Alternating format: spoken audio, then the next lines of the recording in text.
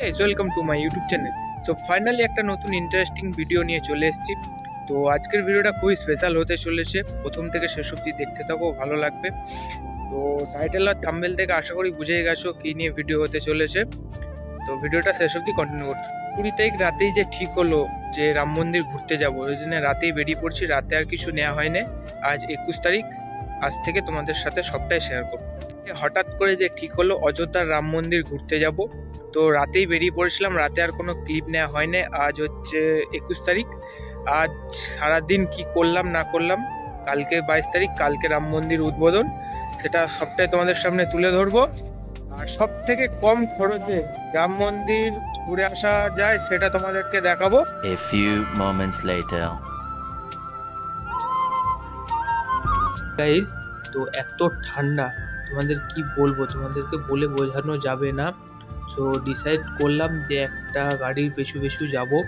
সেই জন্যে সামনে লরিটা আছে, লরিটার পেছু পেছু যাচ্ছি, যতটা ঠান্ডা এড়ানো যায় তো সেটাই চেষ্টা করছি। আর কি বলবো, গ্লাভস পরেছি, রাইডিং জ্যাকেট পরেছি, তারপরও ভেতরে একটা জ্যাকেট পরেছি, তার সত্ত্বেও কি বলবো ঠান্ডায় কেঁপে যাচ্ছি। তাও রামের দর্শন করতেই হবে, সেটাই বুকে ভরসা নিয়ে এগিয়ে চলেছি। তো যত দূর এইভাবে যাওয়া যায়, তো ঠান্ডাটা কমলে তারপর আরো স্পিডে যতটা যাওয়ার চেষ্টা করব। ঠান্ডা লেগে গেছিলো যে আমাদের খানিকটা দাঁড়াতেই হলো। সেই সময়টা কি বলবো, হাত আর কাজ করছিল না।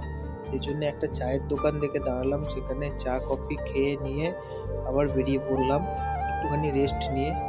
তো দেখতে দেখতে প্রায় চলেই এসেছি, আর 210 কিলোমিটার মতো বাকি আছে। তারপরে খেয়াল পড়লো যে আমার গাড়িটাকেও তো ফিউল ভরতে হবে। সে সামনে কোনো ফিউল পাম্প দেখলে ফিউল পাম্পে গাড়িটা ফুল করে নেবো।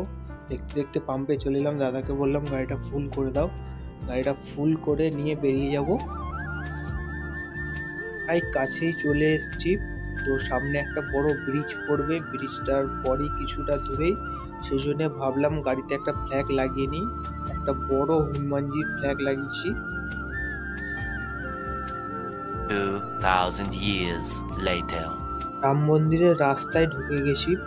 রাস্তার চারপাশটা দেখো, শুধু রাম আর রাম, রাম ছাড়ার কিছু নেই। রাস্তাটা এত সুন্দর ফুল দিয়ে সাজিয়েছে না, তোমাদের দেখলে চোখ ভরে যাবে। আর কি বলবো তোমাদেরকে, আমি এখানে দেখে যেটা চোখে দেখছি সেটা ভিডিওতে বলে বোঝাতে পারবো না। তোমরা কেউ যদি এসে থাকো, তোমরা নিজের চোখে দেখবে, চোখটা পুরো জুড়িয়ে যাবে। এই হচ্ছে গেটটা, এটা এইখান দিয়েই তোমাদের প্রবেশ পথ।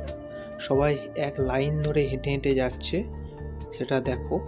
আর কি বলবো, এইখান দিয়ে দুপাশ দিয়ে ওর দিক দিয়েও রাস্তা, এদিক দিয়েও রাস্তা। জয় শ্রীরাম, কাকাটাও বলছে জয় শ্রীরাম। তো লাইন দিয়ে সারি দিয়ে সব মানুষজন যাচ্ছে।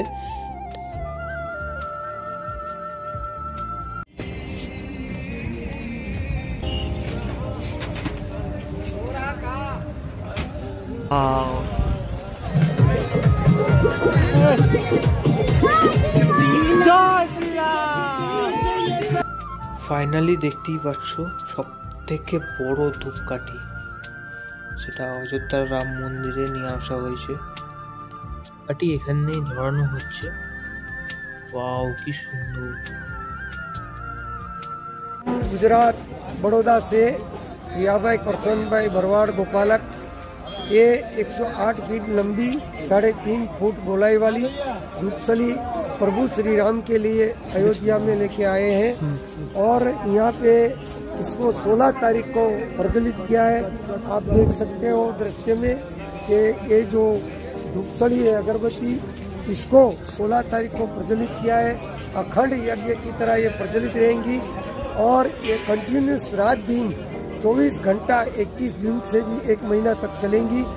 और पूरे भारत देश और भारत के नागरिक, भारत के राम भक्तों की ओर से यहाँ फैला के इसको प्रज्वलित किया गया है। इसके अंदर 376 किलो गूगल धूप है, 376 किलो नारियल खोपरा का सीन है, और इसके अंदर 425 किलो हवन सामग्री है, और इसके अंदर 191 किलो गिर गाय का घी है, और इसके अंदर 1475 किलो जो गिर गाय का गोबर है उसका पाउडर है, 400 से 500 किलो इसके अंदर पूरी हवन सामग्री लगा रखी है और इसका कुल वजन है 3610 किलो। Oh my God. और ये पूरी जो यज्ञ की तरह ही ये चलती रहेंगी 21 दिन और पूरे अयोध्या को महकाते रहेंगी। जय जय।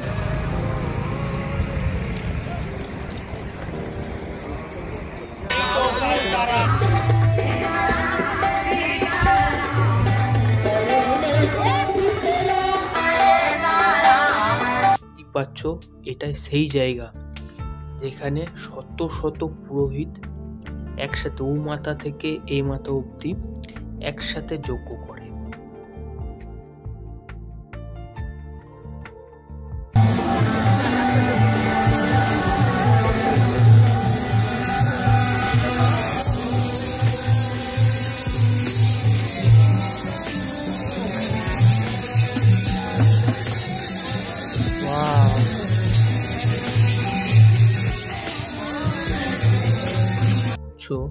সে প্রত্যেকটা ঘরে ঘরে 108টা করে শিবলিঙ্গ আছে আর যে লোকগুলো বসে আছে সেই লোকগুলো সবাই রাম রাম করছে।